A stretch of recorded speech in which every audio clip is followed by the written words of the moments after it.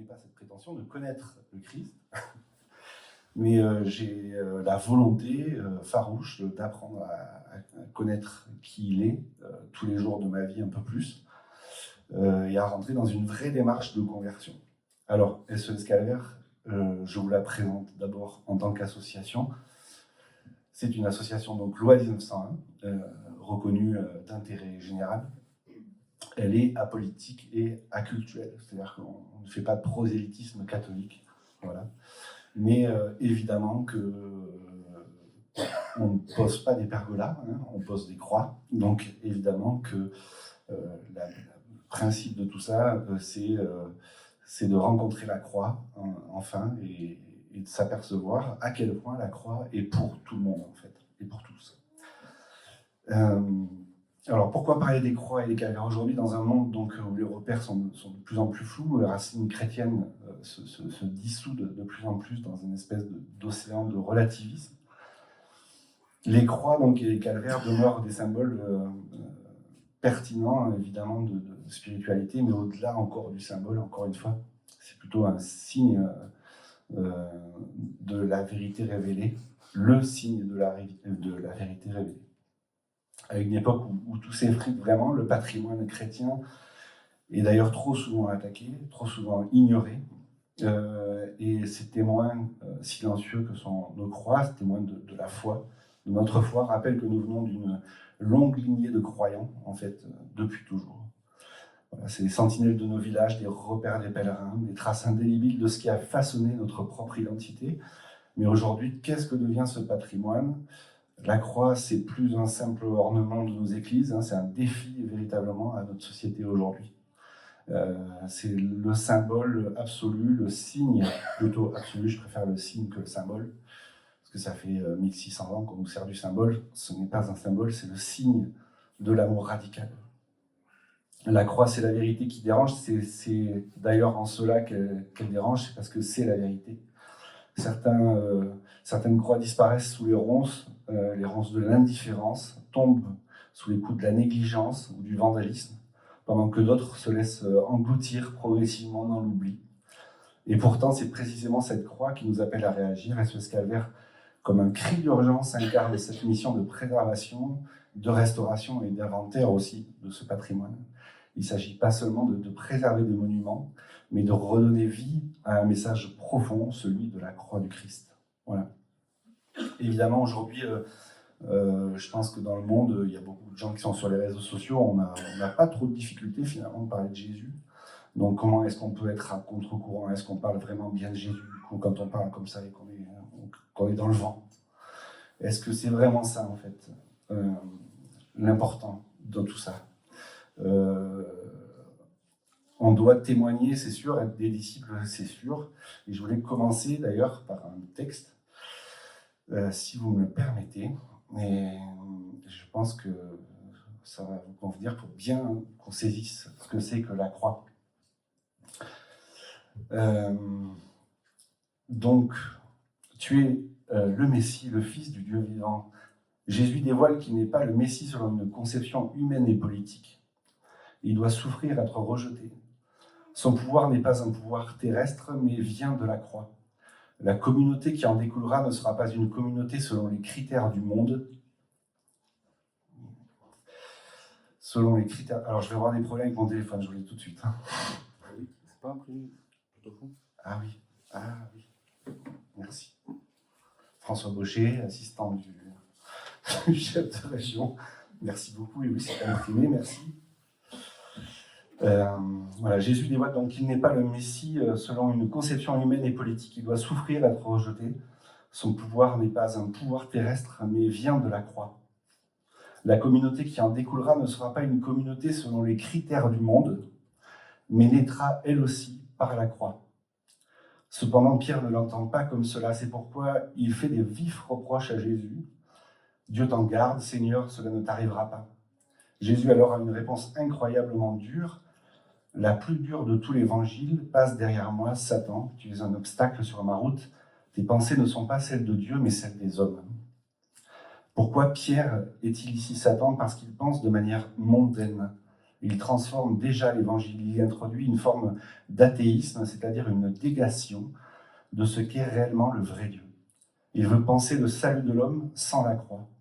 La réaction de Pierre reste donc d'une actualité inquiétante. Nous ne cessons de penser à partir de la chair et du sang, c'est-à-dire humainement, et non selon la révélation qu'il nous est donnée de recevoir dans la foi. Certes, aujourd'hui, la vision du christianisme comme un empire chrétien, une papauté temporelle, ne constitue plus une tentation, mais elle fait la place à la tentation de voir le christianisme comme une recette conduisant au progrès et au bien-être commun, c'est-à-dire à un monde terrestre meilleur, à un vivre ensemble consensuel, où on s'accepte tel que nous sommes, sans référence à une quelconque vérité. Penser le contraire serait de la discrimination. C'est pourquoi on force le chrétien à entrer dans cette perspective. Il reçoit de fortes pressions extérieures et intérieures pour lui faire intégrer les soi-disant valeurs du monde. Nous refusons cette conception mondaine de l'Évangile. Nous découvrons la puissance de la croix. La croix parle d'amour, elle parle de victoire, de la non-violence sur l'oppression. Elle dit que Dieu relève celui qui est humble, qu'il fortifie le faible, triomphe des divisions et surmonte la haine par l'amour. Un monde sans croix serait un monde sans espérance, où il n'y aurait aucune fin au siècle vicieux de la violence. Seule la croix y met fin. C'est Benoît XVI qui parle. Saint Augustin commente ce passage en disant « Passe derrière moi, adversaire, en marchant devant, tu es mon adversaire, en me suivant, tu seras un disciple. » Pierre, comme chacun de nous, a mis du temps à entrer dans sa perspective de la croix. En effet, il reniera son maître, mais plus tard, Pierre passera vraiment derrière Jésus, puisqu'il montera lui aussi sur la croix et collaborera en Jésus, unique sauveur, au salut des âmes. Alors évidemment, quand on lit des passages comme ça, moi je suis évidemment absolument touché dans la foi de catholique, et je me dis comment moi je vais l'intégrer, comment je vais pouvoir vivre ça dans ma foi de tous les jours. Alors ça peut vous paraître bizarre parce que c'est une association, on va dire, apolitique et acultuelle. Et pourtant, les chemins personnels vers le Christ, voilà, ils sont personnels, mais je suis là pour témoigner aussi de ça. Et pour vous dire à quel point, dans des associations comme celle-là, on peut aussi avancer dans notre vie de foi, et on avance dans notre vie de foi, en fait. Alors la croix, il ne s'agit pas de mourir dessus, bien que ce fût certainement quelque chose d'assez exemplaire. Il s'agit déjà de la porter. Et nous, à SOS Calvaire, on vous propose de la porter. On vous propose de la rencontrer vraiment en la portant avec ses bras. Saint Vincent de Paul il disait il faut aimer le Christ à la force de ses bras et à la sueur de son front. Et SOS Calvaire permet ça, en fait. Alors, dans sa démarche historique et patrimoniale, on va se recentrer sur le sujet quand même, parce que ça peut partir dans tous les sens. La croix, dans l'histoire, est dans le patrimoine français. Alors, les origines de la croix dans le paysage français, la croix comme symbole du Christ présente sur notre terre depuis les premiers siècles du christianisme, effectivement, mais plutôt au IVe siècle, arrive en Gaule, avec la christianisation de la Gaule, évidemment. Les croix mérovingiennes, souvent discrètes, marquaient d'ailleurs les tombes des premiers chrétiens. Ces pierres étaient ancrées véritablement dans la terre de France et témoignaient des premiers actes de foi. Puis, il y a eu les croix médiévales, quant à elles, qui étaient des points de repère plutôt, pour des routes de pèlerinage. Chaque croix, une étape de la quête de notre âme vers le Christ. Puis, il y a eu des croix de mission, érigées donc plus tard, plutôt au XIXe siècle d'ailleurs, XVIIe aussi. Voilà, ces croix souvent sont gravées d'inscriptions latines, comme Christus Regnat, Christus Vincit, Christus Imperat. Je ne peux pas vous faire la traduction, parce que je pense que vous êtes plus à même que moi de connaître le latin. Voilà, c'est un témoignage de la foi missionnaire qui a forgé notre histoire. Évidemment, il y a des croix de mission qui sont bien plus modernes que ça, puisque donc après la Révolution française, nous allons avoir une disparition, une volonté d'éradication de la foi catholique en France, et progressivement, des abbés vont venir dans les différents villages et vont rechristianiser ces territoires. Et donc on va trouver un peu partout dans ces villages marqués simplement Croix Mission 1860 par exemple, 1870, voilà. toutes ces croix, en fait, sont le symbole qu'un abbé est venu à prêcher quelques mois, et puis est reparti. Et aujourd'hui, le Christ règne à nouveau sur ce village. Ouais. Alors, il y a plein d'autres types de croix. Nous, dans notre association, on en rencontre vraiment de toutes sortes, et on en apprend tous les jours. Mais les plus essentiels, c'est donc ces quelques croix-là. Vous avez aussi les croix de chemin, évidemment, les croix de carrefour, qui ont servi d'ailleurs pendant les guerres, souvent à des rassemblements de résistants. On travaille en ce moment avec François et l'équipe de l'Indre sur un grand projet à l'abbaye de Fontgrombault. Et au-dessus de l'abbaye de Fontgrombault, donc au-dessus des grottes de Gombault, il y avait une croix qui était posée et qui a été enlevée suite à donc un résistant qui a été fusillé au pied de cette croix. Parce que la croix, c'était le repère pour ces résistants. On disait rendez-vous à la croix un tel, etc., etc. Voilà, donc les croix incroyablement toujours présentes sur le sol de France, heureusement. Début du XXe siècle, on va en recenser peut-être 550 000, 600 000, 700 000. On ne sait pas véritablement exactement. On appelle la France le pays aux millions de calvaires, donc je pense qu'effectivement, on n'en est pas loin. Mais il n'y a pas eu de véritable recensement depuis, en fait, de ce patrimoine catholique, de ce patrimoine chrétien. On appelle ça le petit patrimoine chrétien. Ce petit patrimoine chrétien, en fait, il est essentiel pour moi et pour beaucoup de gens dans l'association, puisque en fait, c'est pour nous les cathédrales à ciel ouvert. En fait, c'est le départ, c'est le point de départ pour beaucoup de leur foi. C'est la rencontre avec le Christ pour la première fois. Et puis, c'est aussi un moyen de conversion pour nous chaque jour, chaque fois qu'on va passer devant. Se reconvertir à nouveau. Le Christ fait toutes choses nouvelles, nous le savons. Mais parfois, moi je suis un jeune converti, donc souvent je me dis, garde cette fraîcheur le plus possible, essaye tous les jours de te convertir à nouveau, en fait, tous les matins, de convertir à nouveau. Passer devant une croix, ça nous rappelle en fait l'essentiel de notre vie catholique. Voilà. Il y a d'autres types de croix, qui sont des croix, par exemple, de rogation. Je ne sais pas si vous avez déjà entendu parler de ces croix-là. Donc, monsieur l'abbé, vous allez me dire, les rogations, c'est entre l'ascension, voilà, c'est ça. Plutôt l'ascension. Donc, les croix de rogation sont destinées, évidemment, à ce que les cultures soient préservées, en fait. Donc, les paysans érigeaient des croix au bord de leurs champs pour protéger leur culture, protéger leurs semences, etc. Donc ça s'appelle des croix de rogation. Elles sont souvent en bois, réalisées d'ailleurs par les gens du village, évidemment. Et puis, qu'est-ce qu'on a d'autre comme croix? On a des croix pâtées avec des symboles un peu plus ronds, circulaires au bout des extrémités. Alors, je ne sais pas si vous connaissez un petit peu, je vais vous dire 2-3 petits mots comme ça, le patibulum, le stipe, tout ça, vous savez ce que c'est, exactement comment ça se passe.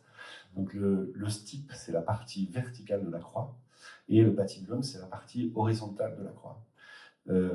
On aime à dire que le patibulum, en fait, représente l'horizontalité du monde, en fait, ce qui nous est servi aujourd'hui, en fait, un monde sans transcendance. Et le stipe vient transpercer, vient élever tout ça, et transforme tout ça, et au cœur de cette croix est le cœur de Jésus. On essaye aussi dans notre mission, évidemment, d'inventorier toutes ces croix, évidemment, mais surtout de se rappeler de leur histoire. Notre but, c'est donc d'inventorier d'abord ce patrimoine. Alors, pour ce faire, on a une application SOS Calvaire. Je vais faire de la pub, je vous le dis, je suis là pour ça. On a une application SOS Calvaire qui est gratuite. Google Play, Apple Store. Vous vous inscrivez. Une fois que vous êtes inscrit, vous êtes en balade avec vos enfants, avec vos amis ou tout seul, ou en déplacement, et vous passez devant une croix, un calvaire. Vous le prenez en photo, vous faites un petit descriptif de l'état général de ce calvaire, et puis vous nous l'envoyez sur la carte de France, et on répertorie ainsi vraiment beaucoup de calvaires en France. Je crois qu'on est à plus de 60 000 maintenant en même pas un an, donc ça fonctionne très bien. C'est une application aussi qui va nous permettre, nous, chefs d'antenne, dans le département, de pouvoir avoir un bref regard sur les parties les plus importantes, et puis les points GPS surtout. C'est très important les points GPS, puisque depuis 1905, nous n'avons plus le droit en France de poser des croix sur le domaine public. Donc, on ne peut pas déplacer des croix, on ne peut pas déplacer des calvaires sur le domaine public. Voilà, ça c'est très important. C'est pour ça que c'est important aussi de bien repérer la croix, le point GPS, et de dire voilà, la croix, elle était là, et elle restera là. Notre devise, c'est la devise des Chartreux, Stat crux dum volvitur orbis, la croix demeure tandis que le monde tourne. Ces petites histoires, cet inventaire qu'on est en train de monter progressivement, c'est le point de départ en fait, de la recherche pour nos antennes, puisqu'on va aller chercher beaucoup plus loin après dans l'historique, en parlant avec les gens du village, etc., en essayant d'avoir des informations sur cette croix, d'où elle vient, qui la connaît, pourquoi elle est là, etc. Donc on a des croix de communion, de première communion. Avant, on dressait des croix quand on faisait la première communion. On n'invitait pas tous les copains au restaurant, mais on dressait plutôt un beau calvaire auprès de sa maison. On faisait aussi des croix de justice. Les croix de justice, par exemple, je pense à la croix Pérola à Ardentes. C'est une croix qui a été érigée en fait à la suite d'un meurtre commis dans la forêt domaniale de Châteauroux. Une fois que ce meurtre a été commis, on a mis du temps à retrouver l'assassin. Une fois qu'il a été retrouvé, il a été guillotiné sur la place publique à Ardentes. C'était d'ailleurs la dernière personne à être guillotinée à Ardentes. Et ils ont érigé une croix pour la famille Pérola, en souvenir de la famille Pérola et en souvenir de ce massacre. Évidemment, quand on s'approche de cette croix, c'est une croix en pierre. Voilà. Et puis, c'est tout. C'est tout ce qu'on sait, en fait. C'est une croix en pierre, très jolie. Il n'y a pas d'inscription, il n'y a rien marqué dessus. Donc, on va parler au premier voisin. Je sais pas, je suis pas catholique, je m'en fous. Bon, okay. Donc, on va parler au paysan qui est à côté. Mais vous avez entendu parler de cette croix, qu'est-ce que c'est que cette croix? Moi, je l'ai toujours vue. Demandez à monsieur Untel. Donc, on va chercher monsieur Untel, on parle à monsieur Untel, et puis on découvre petit à petit des choses. Et puis quand on revient à nouveau, ça c'est des petits miracles de la croix, quand on revient à nouveau, le voisin vient nous voir, celui qui s'en fout parce qu'il n'est pas catholique, et nous dit c'est la croix Pérola, elle s'appelle la croix Pérola. Ah, mais on a trouvé l'information, on sait qu'elle s'appelle comme ça, on a mis du temps à la trouver, mais vous l'avez trouvée comment, vous, l'information? J'ai cherché, j'ai posé des questions aux copains autour et tout ça, parce que ça m'intrigue quand même cette croix, c'est pas possible. Et oui, ça t'intrigue. Donc ça, c'est ton affaire avec Jésus, c'est toi qui verras ça après. Mais en tout cas, la croix t'a touché et tu t'es posé des questions et tu dois t'en poser encore aujourd'hui. Et à chaque fois que tu vas passer devant un calvaire, aujourd'hui, tu t'en poseras encore. Et effectivement, cet homme, je pense, doit se poser des questions. Vous savez, le calvaire, souvent, on s'aperçoit que c'est un endroit où celui qui n'est pas catholique, en fait, qui est en train de randonner comme ça, il tourne la tête à droite à gauche, hein, et puis c'est bon, personne ne me voit. Bon, alors Jésus, si tu existes, s'il te plaît, fais un truc pour moi, quoi. Voilà. C'est le premier lieu de conversion. La croix, c'est le premier lieu de la conversion. Donc c'est un moment assez exceptionnel pour nous, à chaque fois, de parler d'elle et d'être à son service, d'être à ses pieds. Alors, c'est un symbole de résistance, c'est un symbole d'unité nationale. Comme je vous dis, dans la Révolution française, évidemment, c'était été un temps de destruction, et puis après, ce temps de reconstruction. Les croix et les calvaires, dans la guerre mondiale, elles ont été aussi des symboles, des points, évidemment, d'accueil, mais ça a été aussi un moyen d'honorer les morts, puisqu'aujourd'hui, on va revenir sur la loi de 1905, la seule solution qu'on ait pour poser des croix sur le domaine public, c'est les ériger en souvenir de morts, voilà, c'est uniquement ça, ou de la guerre. Voilà. Ces croix donc, sont des témoins de l'espérance chrétienne face évidemment à toute cette volonté d'éradication. Hein. Et le cardinal Journet dit: la croix, c'est la victoire de l'amour sur la haine, la victoire de l'humilité sur l'orgueil. Alors pourquoi je vous cite ce petit passage? C'est parce que souvent, en fait, on pense être légitime dans le combat. En fait, je rencontre beaucoup de jeunes qui me disent, moi, ce que je veux, c'est me battre. Moi, je veux me combattre, en fait. Alors, le catholique est un sport de combat, peut-être, je ne sais pas, c'est quand même pas du Krav Maga. Bon, je vois plutôt ça comme une équipe de rugby. On se passe la balle, on essaie d'avancer progressivement. On est serrés les uns près des autres. On se tient bien. On a une adversité qui est claire et nette, mais il y a des règles aussi. Et on doit faire le minimum de fautes, en fait. Donc, notre volonté pour que tout ça avance, c'est de faire les choses dans les règles. Donc, SOS Calvaire s'engage donc à refaire les choses dans les règles, c'est-à-dire à suivre les lois comme elles sont, mais aussi, évidemment, quand on élève une croix, à parler de Jésus, parce que en fait, c'est ça qui nous anime pour beaucoup. Il y a beaucoup de jeunes convertis dans nos antennes. Il y a des gens qui arrivent ici, qui sont en recherche, évidemment, qui ne savent pas. Il y en a qui ne se posent pas la question, qui sont là uniquement pour les cailloux et le bois, et porter des trucs lourds, et qui découvrent après par eux-mêmes. Mais il y a beaucoup de jeunes convertis à SOS Calvaire. Pourquoi il y a beaucoup de jeunes convertis? Je pense que c'est surtout parce que c'est un moyen simple d'aimer le bon Dieu, en fait. C'est un moyen clair, précis, de se mettre au service, humblement, en fait. Et je pense que ça, il faut le garder en tête. Dans le centre Val-de-Loire, en particulier dans le Cher, vous avez quand même quelques petits bijoux, notamment la croix de Sancerre. Je ne sais pas si vous connaissez la croix de Sancerre, c'est une très grande croix qui est au-dessus des vignes. Donc là, on va appeler ça une croix phylloxérique. Alors, il y a des croix phylloxériques qui sont en fonte, plutôt avec des ornements floraux autour. C'est très joli, elles sont très belles, très sculptées, c'est magnifique. Mais ces croix en fonte disparaissent évidemment progressivement. Pourquoi phylloxérique? Puisque c'était à l'époque, donc début du XXe, quand le phylloxéra arrive, pour préserver les vignes du phylloxéra, on pose ces croix un peu partout, en signe de protection. À Fongombo, il y en a une très belle, d'ailleurs, une croix phylloxérique qui est montée sur un très beau, comment ils appellent ça, je ne sais plus, une colonne, quoi. Une très belle colonne en pierre, une très grande croix phylloxérique, qui a été érigée donc par les moines pour protéger les vignes, ce qu'on appelle le vin noble, puisque les moines de Fongombo produisaient le propre vin de messe, en fait, leur propre vin de messe. Donc c'était pour protéger leurs vignes du phylloxéra. Alors pourquoi je vous dis ça? Je vous dis ça parce que en fait, ce qui est important à savoir, c'est que chaque département donc, a ses particularités. Donc Sancerre, voilà, ça n'est qu'une belle. Le calvaire de Bourges aussi est un des plus anciens du coin, d'ailleurs.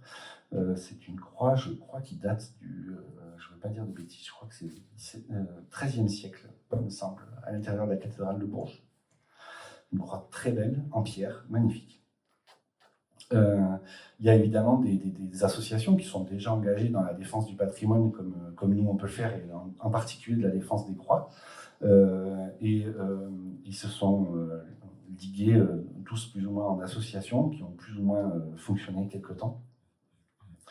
Mais ce qui est profondément important, c'est de mettre un grand coup de lumière là-dessus.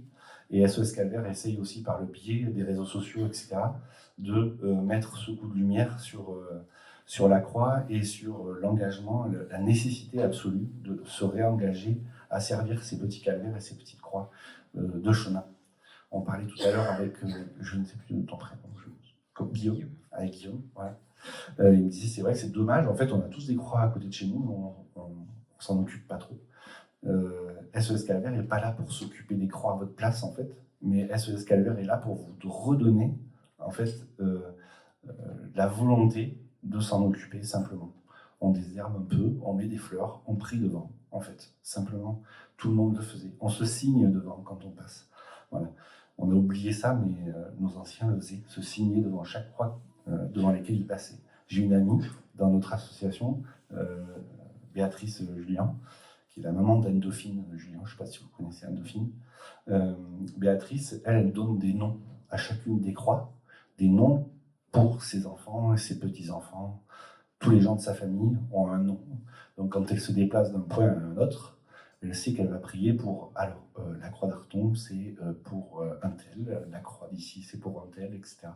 Je trouve ça absolument magnifique.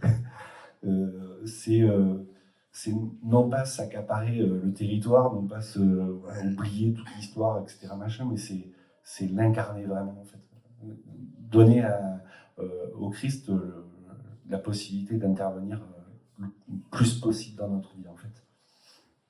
Alors, j'espère que c'est pas trop long et pas trop rébarbatif. Je vais passer à la suite. Voilà. La flèche. Qui sommes-nous? Alors, SOS Calvaire, donc, année de création, 21 janvier 1987. Alors, c'est d'abord les amis, des croix et des chapelles du Lion d'Angers.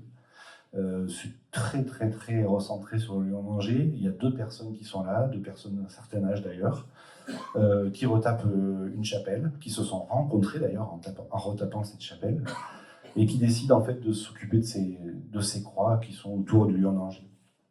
Notre mission, donc, c'est prioritaire et de restaurer les calvaires, donc, mais tout le patrimoine aussi, le petit patrimoine chrétien français, c'est-à-dire les chapelles, les oratoires et tous les autres monuments chrétiens de notre pays, de ce petit patrimoine.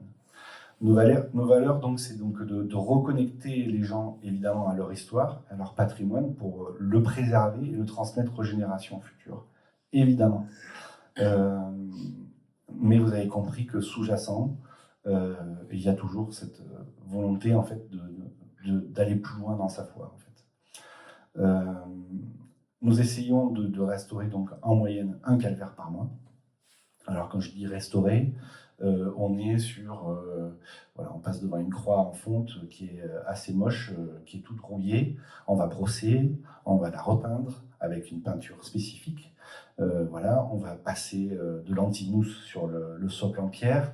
On va essayer de rechercher l'histoire de cette croix. Voilà, on va la remettre en valeur en fait. On va faire qu'on la voit à nouveau en fait. Mais on peut aussi se lancer dans des restaurations bien plus en profondeur. La première action de l'antenne de l'âme a été la restauration d'une croix à Argy, qui faisait 6 mètres de hauteur, qui est au cœur du village vraiment. C'est une très belle croix avec un Christ en fonte, qui est magnifique, absolument magnifique. Je ne dis pas ça parce que c'est nous qui l'avons posé, mais je dis ça parce que c'est vrai. Et en fait, quand on passe devant, au départ, elle est toute petite, elle fait même pas 3 mètres en fait. Le Christ a les pieds qui touchent pratiquement le socle est en train de se déliter complètement. Il y a de la mousse partout, il y a de la rouille partout. Bon, et puis on arrive et on décide on enlève, on refait. Donc on enlève la croix, on retire le Christ, on va aller sabler le Christ, le restaurer un petit peu, c'est-à-dire ressouder les parties qui sont abîmées dans notre atelier au Lion d'Angers. Et puis on va reconstruire une croix et qu'on va vouloir à l'identique de la précédente, non pas en termes de 3 mètres de hauteur, mais on va déduire sa hauteur en fonction du socle qu'il y avait là. Et donc on sait que généralement une croix, c'est sa hauteur globale, 1/5 de sa hauteur est compris dans le socle. Donc on mesure à peu près le socle, on mesure à peu près l'emplacement, la réservation de la croix dans le socle, et on sait à peu près la hauteur de la croix. Donc évidemment, on tombe sur une belle croix de 5 mètres en section 20 par 20 en chêne. Et donc on vient poser cette croix un matin, en février. Notre évêque, Monseigneur Beau, vient et à l'heure, c'est absolument exceptionnel ce jour-là. Nous avons aussi la venue du Times britannique, parce que ça intrigue tout le monde hein, qu'on pose des croix, je vous le dis, en France, c'est invraisemblable. Et à l'étranger aussi. Et donc le Times britannique vient faire un article sur cette pose de croix et voit des jeunes à genoux devant la croix. C'est pas possible. Il voit 150 personnes dans la rue en train de réciter des Je vous salue Marie pendant qu'on élève cette croix au-dessus du socle et qu'on va la repositionner. Parce qu'on fait ça en face du monde en fait. Et le fait de remettre cette croix au cœur du village, ça a été un bouleversement pour beaucoup. Je me souviens du conducteur du Manitou. Le conducteur du Manitou est un garçon un peu rustre, maçon, qui a un très beau Manitou, qui nous est essentiel pour la pose. S'il n'est pas là, on ne peut pas le poser. Mais les choses font que ce garçon, il est tout à fait... Il veut rendre service en fait à sa commune, il est très heureux, il a toujours vu cette croix, il va la poser, il va le faire. Et puis, donc la croix arrive, on monte cette croix. Et au moment où on monte cette croix, il y a ses copains chasseurs qui débarquent. Et puis, 2-3 copains voisins. Et ils commencent à se moquer, en fait. Ils se moquent. Ouais, ils vont le crucifier encore, c'est dingue. Alors, je prends l'accent marseillais parce que je suis de Marseille, donc je suis désolé, je n'ai que cet accent. Je n'ai pas l'accent des Richons. Voilà, ils vont faire n'importe quoi, ils vont le recrucifier. Bon. Et notre gaillard ne dit rien, mais il rigole quand même. Ça le fait marrer. Bon. Arrive le moment de la pause. C'est très solennel. Et puis on commence à prier. On demande à tout le monde de prier parce que nous, on est des petits ciseaux à bois dans les mains du bon Dieu. Hein, en fait, hein, quand on est face à une croix qui fait 5 mètres de hauteur, en section 20 par 20, avec un Christ en fond qui fait plus de 100 kilos accroché à une élingue, en dessous, on n'est rien, en fait. Hein, on peut. Donc, Seigneur, vas-y, pose cette croix pour nous. Aide-nous. Nous, on va juste faire comme ça avec le doigt pour qu'elle rentre bien dans le socle, mais c'est tout ce qu'on pourra faire pour t'aider. Donc, c'est ce qu'on fait. Voilà. Et puis, toute la foule le prie, et je vous salue Marie, etc. Et je sens mon pilote de Manitou, là, de moins en moins tranquille, quand même. Et puis, la croix s'élève. Et elle s'élève à plus de 9 mètres de hauteur. Elle passe au-dessus. Nous, on la guide comme on peut avec François. Ça a été un moment incroyable. C'est notre première pause. Et puis, elle glisse dans le socle. Elle se pose. Et je vois ce pilote de Manitou descendre du Manitou, blanc comme un linceul, quoi. Vraiment, c'est pas pour le jeu de mots, mais vraiment blanc comme un linceul, pas bien. Et je lui dis, mais ça y est, on est frères de croix. Ça y est, c'est fait, quoi. De quoi tu parles? Je dis, mais ça y est, t'as posé une croix. T'as posé ta première croix. Moi aussi, j'ai posé ma première croix. Ça va? Tu te sens comment? Il me dit, c'est quand même quelque chose, quoi. C'est quand même... tu sais, je pensais, c'est toute l'histoire, en fait, du village. Oui, puis c'est le Christ, en plus, je lui dis. Ouais, ils l'ont crucifié, tu te rends compte? Ouais. Oui, je me rends compte. Enfin, je me rends pas compte, mais je vois, en fait, qu'il est touché au cœur. Ça y est, quoi. Alors, il va pas à la messe, toujours pas, enfin, j'en sais rien. Peut-être qu'il y va maintenant. Mais ce que je veux vous dire, c'est que SOS Calvaire permet ces moments-là, en fait. Vraiment. Cette rencontre, en fait, constante, avec ce qui est vivant. Et puis une petite chose aussi sympathique, c'est qu'il me dit, mon petit-fils, donc, il y a 4 ans, l'année dernière, il est venu en vacances, au mois d'août, et il m'a dit, papy, ils ont volé Jésus. Il n'y a plus Jésus. Il n'est plus là. Alors il me dit, je ne sais pas pourquoi il parle de Jésus. Personne dans la famille ne parle de Jésus jamais. Et lui, il me parle de Jésus. Je pense que c'est la voisine qui a dû lui en parler. Donc j'ai dit, oui, mais tu vois, ça l'a perturbé quand même de ne plus voir Jésus. Voilà. Je lui dis, tu pourras lui dire à ton petit-fils que c'est toi qui as remis cette croix, qui as reposé cette croix aujourd'hui. Toi, tu as reposé la croix au cœur de ton village et tu l'as posée pour 150 ans. Ce qui veut dire qu'il le dira à ses enfants, qu'ils le diront à leurs enfants. C'est mon grand-père, c'est mon arrière-grand-père qui a posé cette croix. Et ça fera sens, en fait, dans ce village. Ça continuera à faire vivre ce village et nos racines. L'enracinement. L'enracinement, c'est tout. C'est absolument tout ce qui nous... C'est le fondement de la liberté. C'est Simone Weil qui parle, l'écrivain. L'enracinement est le fondement de la liberté et sans racine, l'homme est déraciné, prêt à tomber dans l'oubli. Effectivement, chaque croix restaurée est une racine retrouvée. Le cardinal Sarah disait au final, au fur et à mesure que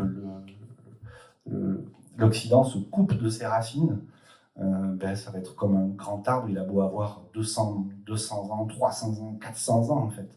Un arbre sans racines, ça ne vit plus, c'est fini, il meurt. Effectivement, les racines sont primordiales. On peut couper un arbre, si les racines restent, l'arbre recommencera à prendre. Parce que, en fait, dans les forêts, peut-être petite analyse, dans les forêts, il y a des petits rejetons de chênes, par exemple, qui poussent. Leurs racines, en fait, rentrent en contact avec les anciennes racines de cet arbre coupé et lui donnent à boire, lui donnent un peu à manger, etc. Pourquoi? Parce que ces racines s'ancrent tellement profondément dans le sol qu'elle ramène, même cet arbre mort, ramène encore des sels, des profondeurs qu'aucun de ces petits arbres ne peut ramener, en fait. Nous, on est tous ces petits arbres, en fait. On essaye de s'agglutiner auprès de ces racines, de leur redonner un peu du sens de la vie. Et elles nous apportent beaucoup plus que ce que nous, on ne pourrait jamais aller chercher, en fait. Voilà. SOS Calvaire, c'est une association donc, qui est ouverte vraiment à tous. Notre mission, donc, c'est de regrouper tous ceux qui s'intéressent à la sauvegarde des chapelles, etc. C'est une jeune équipe de direction, évidemment, qui est soutenue par des équipes opérationnelles de bâtisseurs et de consolatrices, accompagnées par des priants. Alors, c'est un peu vaste tout ça, mais on a une équipe de direction nationale qui est basée au Lyon d'Angers, qui est assez jeune, effectivement, avec un atelier au Lyon d'Angers, avec un charpentier, et puis des prestataires de services qui sont tailleurs de pierre, compagnons de devoir, etc. Je pense à Guillaume notamment. Voilà. Et puis on essaye de travailler donc à la restauration de toutes ces pièces qui nous arrivent. Alors évidemment, quand on travaille dessus, chaque jour, chaque croix est nouvelle, c'est une empreinte à chaque fois différente. Donc c'est compliqué j'allais dire, de lisser tout ça et d'en faire quelque chose de commun. C'est pour ça que c'est essentiel d'aller chercher l'histoire de chacune de ces croix, vraiment pour nous, pour notre travail de restauration. Qu'est-ce que c'est un bâtisseur? C'est nous, en fait, c'est François, c'est tous ceux qui se sont engagés dans les équipes. C'est pas forcément des gens qui savent faire quelque chose de leurs mains, en fait. Au milieu de tout ça, il y a un François, justement, qui est menuisier, ou il y a un Fredo qui fait du béton, ou il y a un Jean-Marc qui fait de la maçonnerie et qui a un peu de temps à donner, et ça l'embête, en fait. Ce patrimoine il tombe en ruine, là, c'est pas possible, il faut qu'on fasse un truc. Et donc, il nous apprend des gestes tout simples, parce que c'est pas non plus très compliqué. Il nous apprend des gestes tout simples, et puis on y va, on y travaille, on défriche, on brosse, on redonne du sens, et puis on est tous ensemble aussi, au Pied de Sainte-Croix, à œuvrer dans le même sens. Et donc, c'est principalement des équipes de bâtisseurs qui sont plutôt des gars, généralement chez nous, parce qu'on porte quand même pas mal de trucs lourds, mais dans l'Indre, on a cette particularité d'avoir des femmes extrêmement solides qui ne supportent pas se retrouver à faire des petits trucs machin et qui veulent se défouler. Alors peut-être qu'on les embête à un point qu'il faut qu'elles se défoulent, mais enfin en attendant, c'est des véritables bulldozers dans le bon sens du terme, elle rigolerait si elles étaient là, mais c'est vraiment ça, c'est-à-dire que c'est un moyen pour elles allez, on y va, on fait un truc, voilà, Alors moi j'essaie de faire un groupe pour les filles, un groupe pour les garçons quand même, parce que je pense que c'est important aussi d'avoir cette dissociation, même si on peut travailler en famille, en couple, etc. Mais c'est bien d'avoir à un moment donné un petit temps en fait entre filles et entre mecs pour travailler pour la même chose en fait. Je trouve ça sympa. Bon. Ça c'est les bâtisseurs. Les priants dans nos équipes, ce sont des personnes qui sont un peu plus âgées, qui n'ont pas forcément la volonté de se déplacer tous les week-ends ou tous les mois à faire des kilomètres. On fait quand même pas mal de kilomètres, hein, certaines fois. À Fontcombault, par exemple, on fait 160 km dans la journée pour aller travailler à Fontcombault. Donc oui, effectivement, on fait des kilomètres, c'est un engagement. Donc ces priants, ils n'ont plus l'âge, hein. Ils n'ont plus l'âge de ces bêtises. Porter des trucs lourds, c'est bon. Ils en ont porté toute leur vie, c'est bon. Ils vont porter un autre truc lourd avec nous, c'est la croix et cette restauration. Parce qu'évidemment, on est attaqué, hein. Soyons clairs. On est attaqué évidemment par le monde, bien sûr, on peut l'être, bien que le plus souvent, on ait quand même de bons retours sur le terrain. Mais on est attaqué surtout par voilà, donc c'est toujours des moments de stress, des trucs qui se compliquent, des relations compliquées, etc. Mais en fait, on est au pied de la croix. Donc, au pied de la croix, qu'est-ce qu'on fait? On est en vérité, en fait. Donc, on se parle en vérité. Avec François, on se parle en vérité. On essaye d'avoir cette relation fraternelle, en fait, que le Christ nous offre au pied de la croix. On se connaît que depuis 2 ans avec François, à peine. Et pourtant, on passe un temps fou ensemble aujourd'hui. Voilà, on a un écart d'âge assez important, mais pourtant, voilà, on a ce point commun qui est le Christ et notre volonté du ciel, en fait. Il n'y a que ça qui compte, notre ciel. Les consolatrices, donc les priants, pardon, finir ça avec les priants. Les priants donc, sont là, eux, pour prier chez eux, quand on a des actions. Donc ils font partie de nos groupes WhatsApp, etc. Et puis ils savent, ils nous écrivent, ils nous disent voilà, je suis en train de réciter un chapelet pour vous. Voilà. Je sais que vous êtes en train de travailler et je récite un chapelet pour vous. Et puis il y en a qui se déplacent aussi. On a une dame, Marie-Odile, qui est célibataire, une dame âgée, qui en fait fait des kilomètres des fois pour venir simplement au pied de la croix avec son chapelet pendant qu'on travaille et elle récite le chapelet. Ça, c'est un moment absolument incroyable parce qu'il y a beaucoup d'enfants aussi autour de nous, il y a des familles qui viennent avec nous, il y a des petites 4 ans, 5 ans. Qu'est-ce que tu fais? Qu'est-ce que tu fais? Ouais, je récite le chapelet. Je prie pour ton papa qui est en train de travailler. Viens. Et ça donne lieu à des images assez incroyables où Marie-Odile devient la grand-mère d'à peu près tous les petits-enfants qui sont là. Elle est rassasiée de joie et c'est magnifique. Et nous, on est comblés par sa prière parce qu'on sait qu'elle nous aide, c'est un bouclier. Donc les garçons, généralement, ou les filles qui ont envie de faire partie des bâtisseurs, ils sont là pour remettre la croix au cœur du village. Et puis, on a une autre partie des membres de nos équipes qui s'appellent les consolatrices, qui, elles, leur rôle est de mettre la croix au cœur des familles. C'est important de se dire que la priorité est d'abord d'avoir la croix au cœur de sa vie, en fait, au cœur de sa propre famille, au cœur de sa propre maison.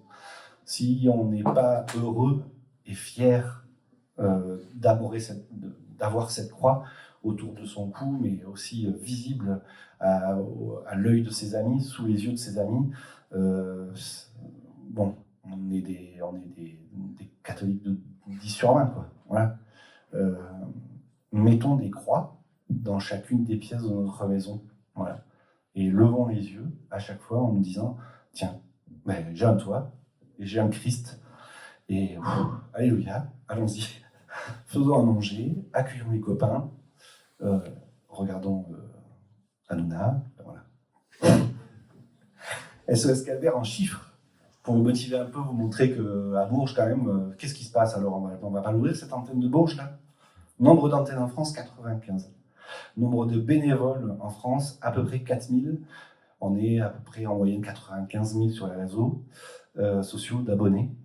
Et c'est plus d'un calvaire restauré par jour depuis 2023. On est à 1,3, 1,4 calvaires par jour restaurés.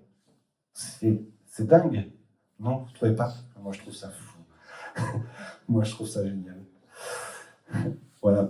La croix demeure tandis que le monde tourne. Stat crux dum volvitur orbis. Voilà, telle est notre devise. Alors évidemment, on parle de nous. On parle de nous. Vous allez voir très vite la liste de tous ces beaux médias qui parlent de nous. Alitaïa, La Vie, Le Figaro, Valeurs Actuelles. Il n'y a pas la croix? Non? Pas la croix, bon. Bon. Non, mais ils vont parler de nous. Ils vont parler de nous. Ils vont parler de nous. En fait, la croix est pour tout le monde, en fait. Hein. La croix, c'est pour tout le monde.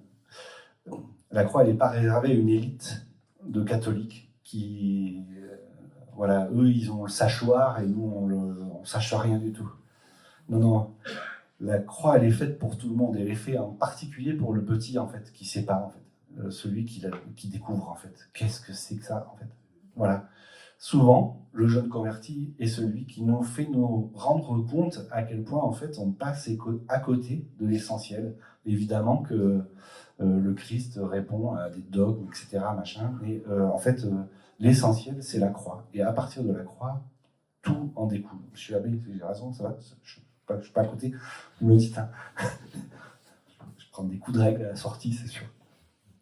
Bon, il y a plein de bons médias qui parlent de nous, évidemment, des moins bons aussi qui parlent de nous, évidemment toujours en mal, évidemment, et toujours du côté politique, alors que nous sommes apolitiques. D'accord? Je le signale à nouveau, nous sommes apolitiques. Alors pourquoi je dis qu'on est apolitique? C'est un peu le texte de tout à l'heure, là. On ne considère pas... Enfin, je vais parler à titre personnel. Voilà, on ne sait jamais s'il y a des oreilles qui écoutent. Je parle à titre personnel.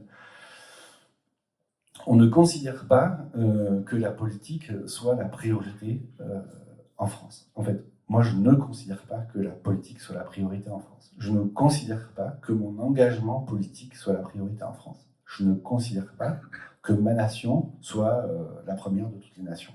Je ne considère pas les choses terrestres comme étant absolument essentielles à ma vie. Voilà.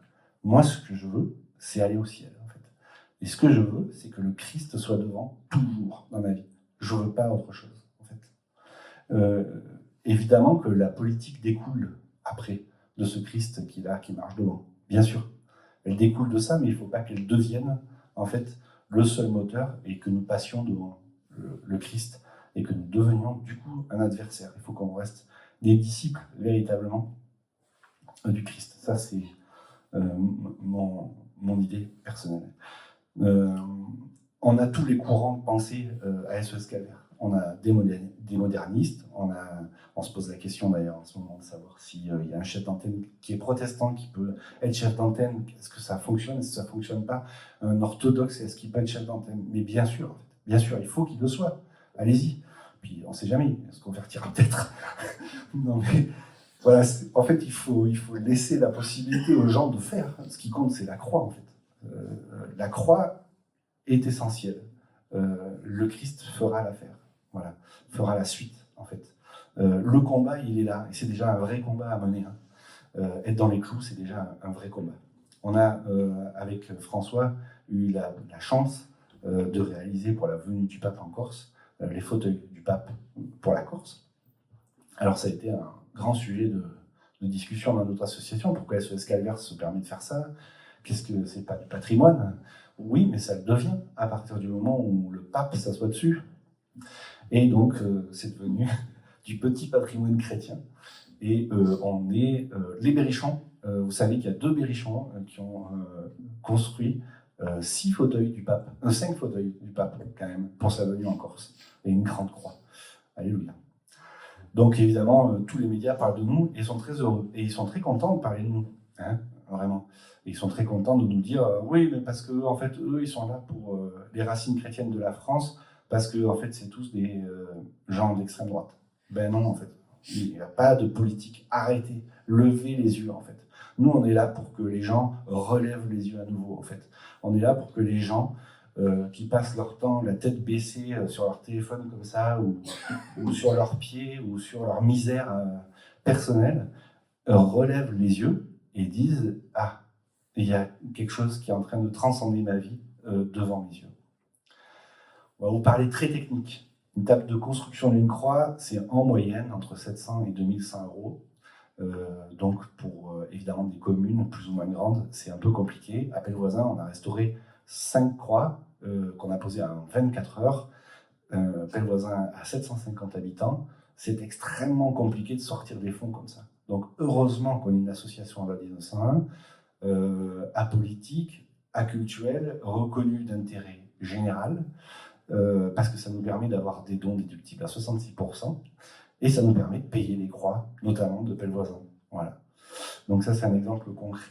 Après l'achat du bois dans une scierie, donc on fait un traçage, un taillage du bois, l'assemblage en 2 parties, du stipe et du patibulum, avec un mi-bois, ce qu'on appelle un mi-bois, maintenu par un boulon de charpente ou 2, voilà. Puis l'application d'un saturateur sur le bois. Aujourd'hui, on sait que le saturateur, c'est pas folichon, donc on essaie de retrouver comment faisaient les anciens avant. Ils passaient de l'huile de lin, de l'essence de térébenthine, donc on fait un mélange huile de lin, essence de térébenthine, et on passe en plusieurs couches. Et puis ça nous permet aussi de dire aux gens, voilà, on a posé votre croix, on a passé les premières couches d'huile de lin, d'essence de térébenthine. Dans 5 ans, eh bien, vous n'allez pas appeler SOS Calvaire, vous allez venir avec vos copains, vous êtes passé devant pendant 5 ans déjà, vous l'avez aimé cette croix déjà, allez-y, occupez-vous d'elle vraiment. Voilà. Transmettez-la à vos enfants et venez repasser une couche d'essence de térébenthine et d'huile de lin. Ça, c'est important. Il y a un petit jeune sur cette photo là, le petit gars Sacha là. Sacha, il a 16 ans. Il est arrivé à SOS Calvaire il y a 1 an et demi, 2 ans. Personne ne voulait de lui dans les différentes boîtes où il était. Pas du tout catholique, rien du tout. Et puis en fait, il postule à SOS Calvaire pour son stage. Et en fait, SOS Calvaire le prend. Il va passer 2 ans à se poser des questions quand même, parce qu'il fait des croix, à peu près en moyenne 1 croix par jour. Et là, il commence à se poser des questions un petit peu. Et en fait, il est rentré en catéchuménat il y a 6 mois, et donc il va être baptisé l'année prochaine. Et Sacha veut travailler à SOS Calvaire. J'ai eu la chance de faire une petite conférence au mouvement catholique de France il y a quelques temps. Et ça m'a permis de rencontrer aussi pas mal de jeunes. Et ils m'ont demandé, à 14-15 ans, qu'est-ce qu'on fait pour entrer à SOS Calvaire? Comment on fait pour... J'ai dit, c'est simple, il y a une adhésion, tu viens dans ton antenne, ça se passe bien. Ils m'ont dit, non, comment on fait pour travailler à SOS Calvaire? Ah ben là, il faut que ça prenne de l'ampleur. Hein. Donc, mais oui, pourquoi pas, il y a moyen, en fait, il y a moyen de faire des croix chez vous. En fait, allez-y, faites des croix, mais rentrez dans les métiers du concret, en fait, du réel. Voilà, c'est ça dont ils ont besoin aujourd'hui, les jeunes. Un Christ qui est réel au cœur de leur vie, en fait, vraiment. Afficher un signe de sa présence. Alors, on va parler de l'engagement du chef d'antenne, parce que c'est important quand même d'essayer de trouver un chef d'antenne ce soir. Je ne sais pas si j'en trouverai un, mais en tout cas, j'espère que vous allez vous motiver tous ensemble pour essayer d'en trouver un, et pour qu'il y ait une antenne à Bourges, parce que c'est très dommageable, je trouve, que dans ce beau département, il n'y ait pas une antenne. Il y en a une qui va s'ouvrir à Châteaumeillan, donc celui qui aura la charge de l'antenne de Bourges n'aura pas un immense périmètre à s'occuper. Il y a toute la partie sud du département qui sera réglée par un autre chef d'antenne. Mais toute la partie, à partir de un peu plus bas de Bourges jusqu'au nord, là-bas, il n'y a personne. Quoi. Voilà. Et ça, il faut absolument qu'il y ait quelqu'un, parce qu'il y a des croix qui tombent tous les jours, et on nous appelle pour des croix tous les jours, et on n'a personne, et on ne peut pas être partout. Je vous assure que voilà, on a un calendrier qui est plein jusqu'à peu près 2026. Donc voilà, c'est invraisemblable. Fongombo, on va changer donc tout un chemin de croix plus 4 calvaires, donc on est sur à peu près 18 croix. C'est pas possible. On a en plus une croix à Moulins-sur-Céphon, une croix à Cluy, une croix ici, une croix là. Enfin bon, c'est de partout. En fait, on nous demande absolument de partout. On met du temps ici dans le Berry, mais une fois qu'on y est, qu'on est lancé, qu'on a fait un peu, qu'on a réussi quelques petites choses, eh bien, en fait, les gens nous appellent maintenant. Donc c'est super, mais on a 10 difficultés vraiment à répondre à toute la demande. Donc on ne peut pas aller s'occuper des croix d'enchères, malheureusement. Bon. Alors le chef d'antenne s'engage à signer et respecter la charte associative et la convention du chef d'antenne et sa cotisation. Alors je vais vous montrer un petit peu le petit carnet, en fait, qui n'est pas un petit carnet, hein, 80 pages quand même, c'est pas rien hein, quand on veut être chef d'antenne. Évidemment que c'est une responsabilité, évidemment que c'est un engagement, ce petit carnet est très bien fait, mais on ne peut pas le faire si on n'est pas entouré. Donc il faut avoir un minimum de 2-3 personnes autour de soi, voilà, une petite équipe, et puis se lancer. Voilà. Moi je me suis lancé, on était 2. Et aujourd'hui, en 2 ans, on est 42 toutes les semaines, et souvent, régulièrement, il y a 1, 2, 3 personnes qui s'inscrivent en ce moment, là, depuis à peu près 2 mois. Donc c'est super. Ça fonctionne très bien. C'est s'engager au minimum pour 1 an. Donc on n'est pas sur je donne mon sang pour toujours et c'est fini, il n'y a que SOS Calvaire dans ma vie. Non. Mais on est vraiment dans un engagement d'1 an. Pourquoi c'est si court finalement? C'est parce qu'en fait, on a besoin de gens qui soient motivés et motivants en fait, pour les autres. On a un séminaire de chef d'antenne par an et un événement national par an. L'année dernière, donc c'était la pose de ces 5 croix à Pellevoisin. 5 croix en 24 heures. C'était du sport, mais c'était vraiment super beau.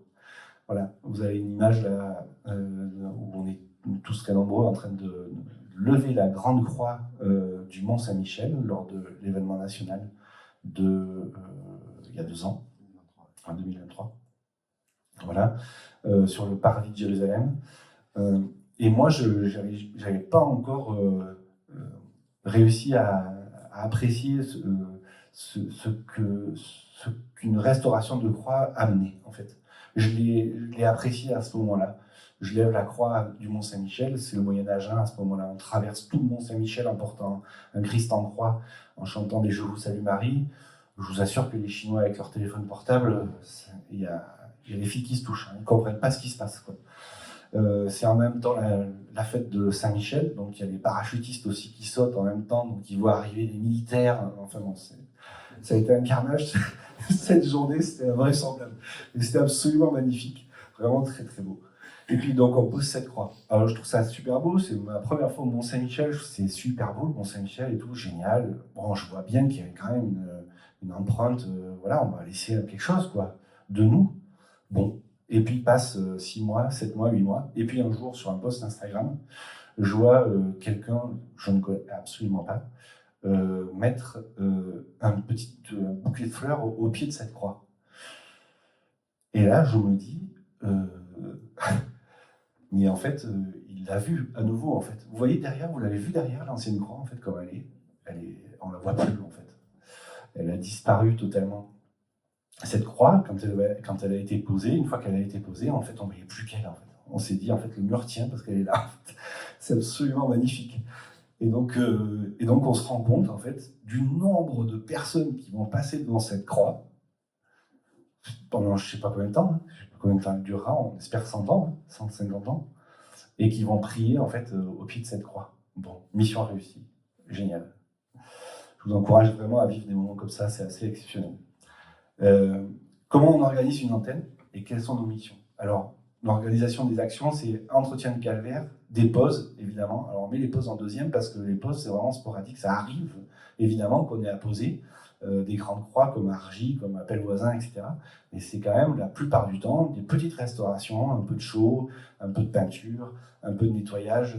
Voilà, donc ça prend une après-midi, tous les mois, avec les copains. Parce qu'après, il y a le moment où on boit des coups. Et ça, c'est vraiment super aussi. Distribution de flyers, évidemment, pour parler à tout le monde, etc. Puisque plus on est nombreux à donner, plus on peut restaurer de croix, évidemment. Lien avec les propriétaires, alors les mairies et les privés. Les mairies, c'est important d'être en contact avec elles, évidemment. Les privés aussi, puisque on en parlait aussi tout à l'heure, il y a des plans locaux d'urbanisme qui ont fait que petit à petit, en fait, il y avait des croix qui étaient positionnées à certains endroits et qui se sont retrouvées dans une enceinte globale de propriété privée, alors qu'avant, elles étaient gérées comme une petite enclave de la mairie et la mairie s'en chargeait comme du patrimoine à prendre soin, vraiment. Donc ça, c'est hyper important de se dire que le lien avec une mairie, c'est primordial. Et puis, j'ai envie de dire, c'est le début aussi de la conversion. En fait, on offre toujours un moyen à l'autre de se convertir, en fait. En fait, on témoigne, en fait, de Jésus, en fait, constamment. Nous sommes à Appel Voisin cette année. On a eu beaucoup de mal, il y a eu beaucoup d'attaques pour monter ça, même, voilà, c'était compliqué, à tous les niveaux. Hein. Voilà, à tous les niveaux, ça a été compliqué. Et puis, je rends compte, en fait, 1 mois, 2 mois avant de poser les croix, que le maire, en fait, a une récidive de cancer, mais très violente. Et en fait, il a véritablement, en fait, là, ça y est, là, pour lui, c'est la fin.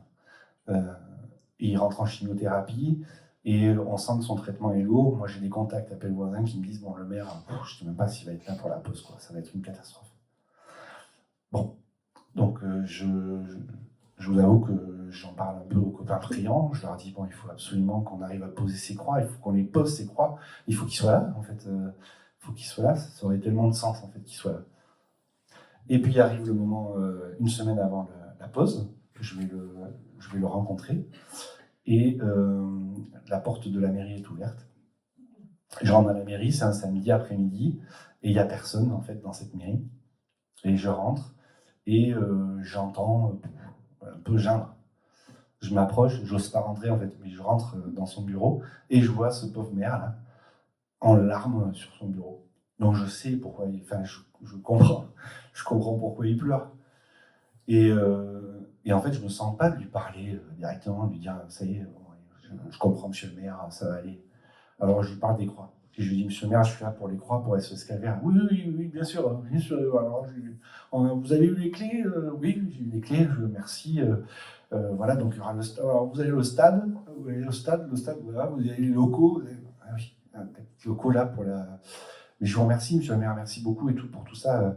Vous serez là pour les pauses? Il me dit, ben, je sais pas. Je pense pas. Ah, j'ai dit, mais il faut être là, monsieur le maire, en fait. Vous savez, vous êtes à Pelle-Voisin, en fait. Il y a bien un endroit où il faut que vous soyez là, c'est au moment où vous allez poser 5 croix dans votre village. Vous savez, Estelle Faguette, elle a vu la Vierge dans votre village, et il y a eu des dizaines de miracles dans votre village. Des gens qui ont prié la Vierge, et il y a eu des miracles. En fait, monsieur le maire, les miracles, ça existe. Venez avec nous poser ces croix. Je vous en prie, venez, quoi. Voilà. Et donc, arrive le samedi, on se dit, il ne sera pas là. Et puis, au fond, là, de la foule, là, on est à peu près 200, même plus, hein, on était au moins 500, 600 personnes, au fond du petit pèlerinage, parce que, en fait, nous, notre truc, c'est de porter les croix avant d'aller les poser. Donc, on porte cette croix depuis l'église, on fait 2 km avec cette croix à porter et tout. On connaît la croix à partir du moment où on la porte, en fait. Et on pose cette croix, et en fait, au fond, là, je le vois, avec cette casquette, et ses larmes aux yeux, et puis je vois un petit signe de la tête, c'est beau. Bon, okay, très bien. Et le lendemain, je me dis, il ne sera pas là, il y a le pèlerinage, il y a l'évêque, il y a tout le monseigneur Christori qui sera là aussi, et tout, ça va, non, il ne sera pas là. Et arrive le matin de la pause, et il vient au chapelet du matin, et il vient à toutes les poses de croix. Et c'est un moment incroyable parce qu'il y a un moment où on pose une croix. En fait, vous savez, il y a la particularité des croix de Pèlerin, c'est d'avoir des petites phrases que la Vierge Marie a délivrées à Estelle Faguette quand elle a eu ses visions. Et il y en a une, c'est « Je vous ai choisi ». Et donc, quand on dresse cette croix, mais je me retrouve près de lui, et je lui dis « Monsieur le maire, ça va, vous avez besoin de quelque chose ?» Il me dit, là, j'ai besoin de rien. En fait, il faudrait que jamais ça s'arrête. En fait, pour lui, c'était un moment une respiration profonde au sein de sa grande souffrance. En fait, il y avait quelqu'un qui était en train de tout prendre là, voilà, de tout prendre et de tout mettre là sur cette croix. C'est absolument dingue en fait ce qu'on vit avec SOS TMR. Voilà, c'est une grande aparté là, pardon. Donc un lien important avec les propriétaires, les mairies, les privés aussi. Les privés, il y en a qui sont contents, il y en a qui ne sont pas contents. En Bretagne, on a le cas d'une dame qui écrit sur le Bon Coin a donné avant destruction calvaire. On fait des recherches, calvaire de 10-12 mètres qui date du XIIIe siècle. Qu'est-ce qui se passe dans votre tête, madame, à un moment donné, pour vous dire en fait, tiens, ce calvaire il me gêne parce qu'en fait, il est devant l'entrée de mon garage et les gens ne vont pas pouvoir rentrer dans mon gîte en fait. Alors moi, je ne suis pas catholique, je m'en fous. Ah oui, non, mais vous n'êtes pas catholique, mais là, c'est un calvaire du XIIe siècle. On est là demain. Mais non, mais si, demain, on est là. Camion, 36 tonnes le lendemain, parce qu'en fait, on fait jouer tous les contacts qu'on a. On se lève l'âme, et en fait, il y a Dieu avec nous, en fait.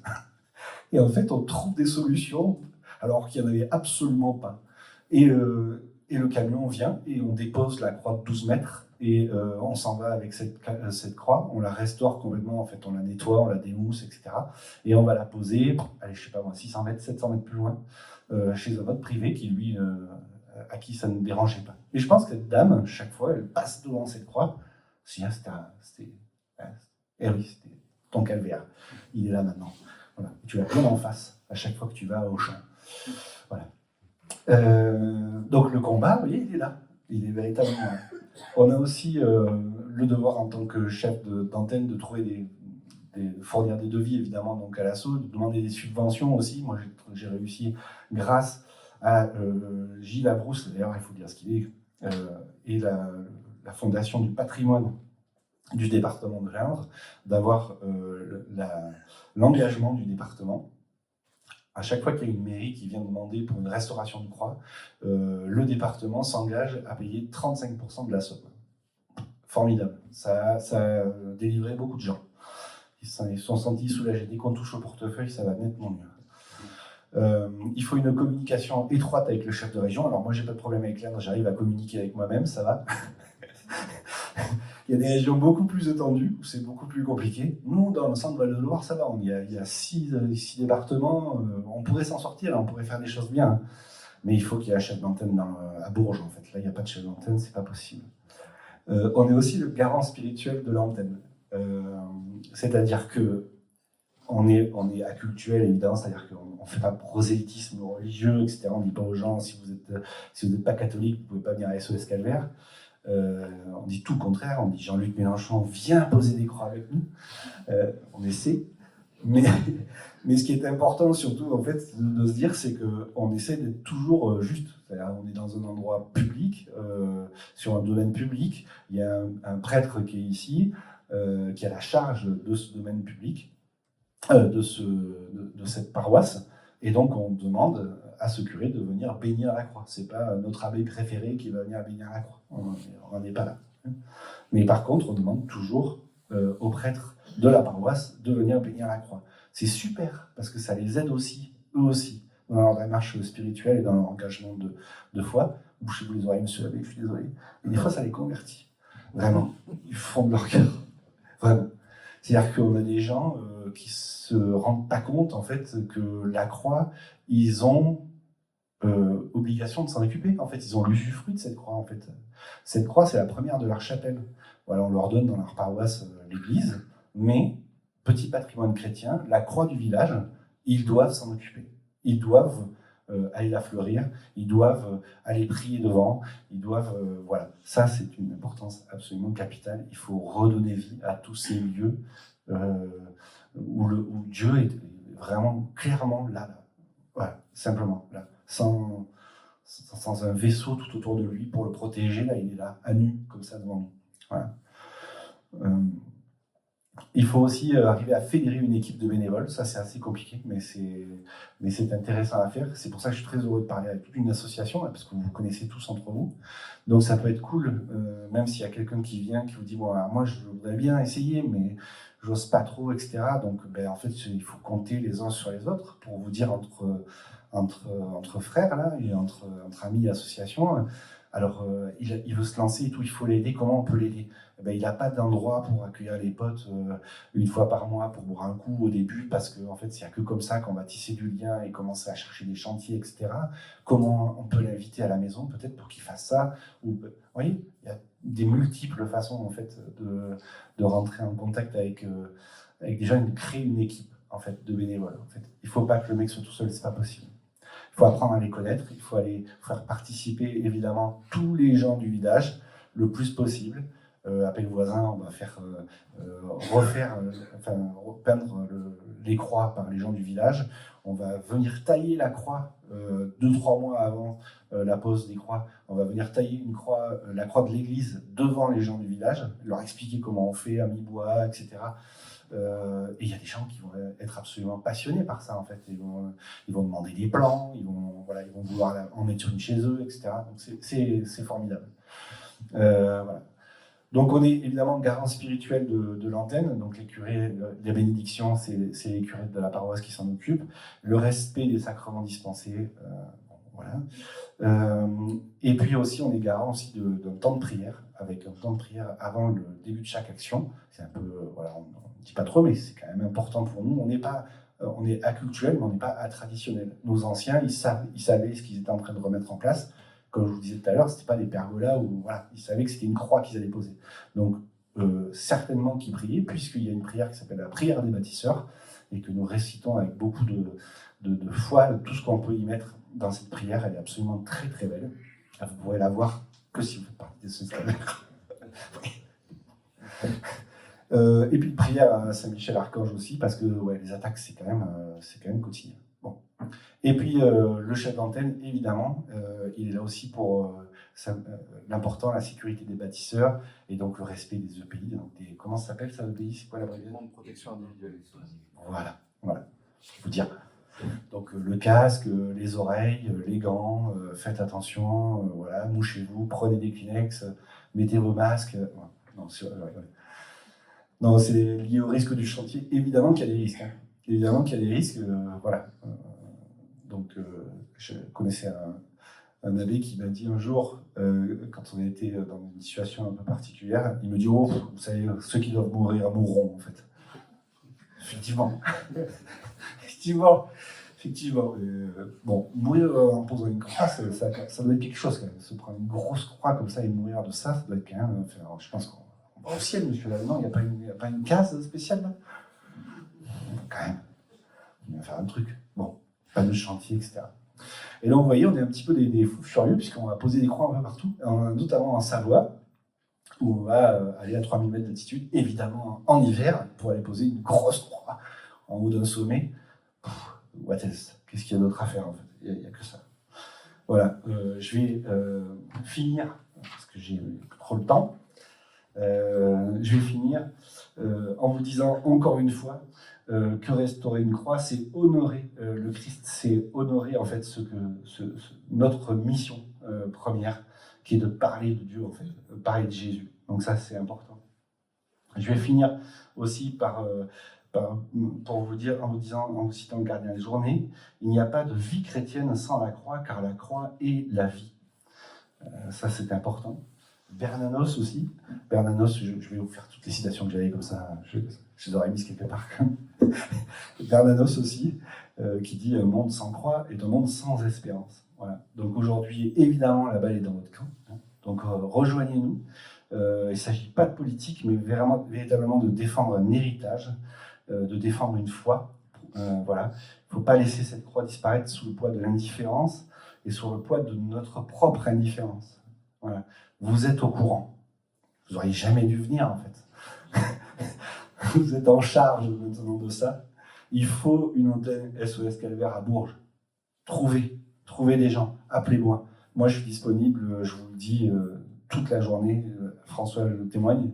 Moi, c'est mon engagement de vie total. Voilà. Donc, si je peux faire quelque chose pour vous et vous aider, allez-y, n'hésitez pas. Si je ne réponds pas, vous avez un numéro de téléphone ici avec un contact.